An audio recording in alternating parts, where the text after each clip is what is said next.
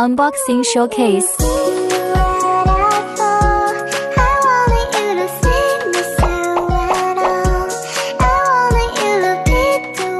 Convenient carabiner design. Built-in double-layer lens.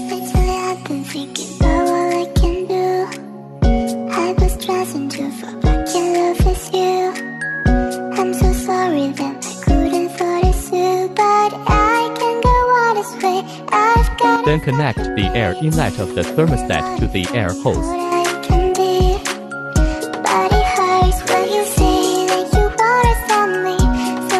Adjust the temperature size here. This is the air intake. After that, connect the other end of the air hose to the helmet.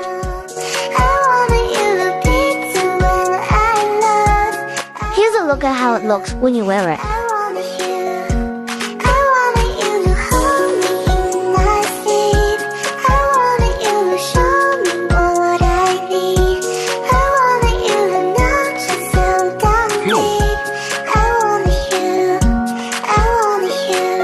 You can choose from 3 styles.